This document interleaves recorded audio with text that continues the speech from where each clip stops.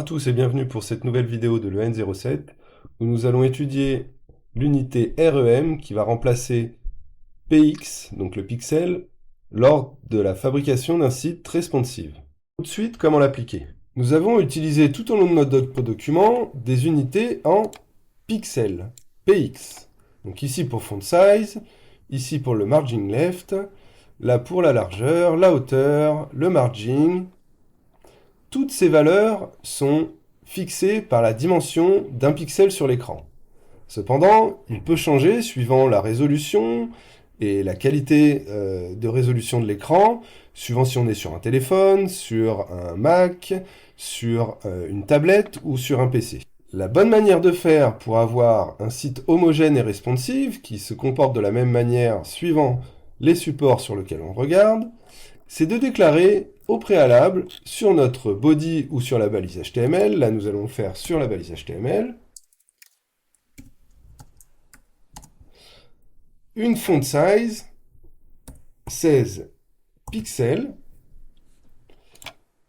et cette font size, cette valeur va être la valeur de référence pour l'utilisation des REM dans toute notre feuille de style. Je vais m'expliquer.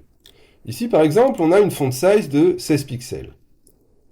Si je dois changer la valeur de ma font size sur mon gros titre, qui est aujourd'hui de 50 pixels, j'utiliserai un ratio. Alors si je mettais, on va voir déjà ce que ça donne en 50 pixels.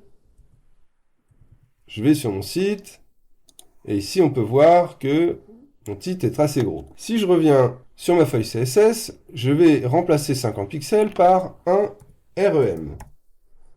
Alors, un REM va correspondre à une fois la valeur qu'on aura déclarée tout en haut de notre document HTML, font size 16 pixels. J'enregistre ma feuille de style et je vais voir mon site. Si je regarde mon document, on peut observer que mon titre a beaucoup réduit. Il est descendu effectivement à une hauteur de 16 pixels. Si maintenant je le mets à 5 REM, j'enregistre, donc là ça risque d'être plus gros que la première fois. Et lorsque j'affiche mon titre, voilà, il fait 5 x 16 de hauteur, c'est-à-dire 80 pixels. Je vais donc le réduire à 4 REM, et il me semble qu'on arrivera à quelque chose du titre de départ, un petit peu plus grand, quoi. Je peux faire la même chose pour l'ensemble de mes éléments du site. 80 pixels, je pourrais dire que ça équivaut à 5 REM. Pareil pour la largeur. Il faudrait que je remplace toutes les valeurs en pixels en REM. Mais je vais en faire quelques-unes pour l'exemple. Ça nous permettra de bien observer. Le padding du texte d'intro, ça fait 4 REM, approximativement. Alors, qu'est-ce qu'on pourrait avoir? Dans le bouton, on va pouvoir peut-être changer la taille du texte. Alors, ça va être font size. Et là, on va le mettre à 1,2 REM.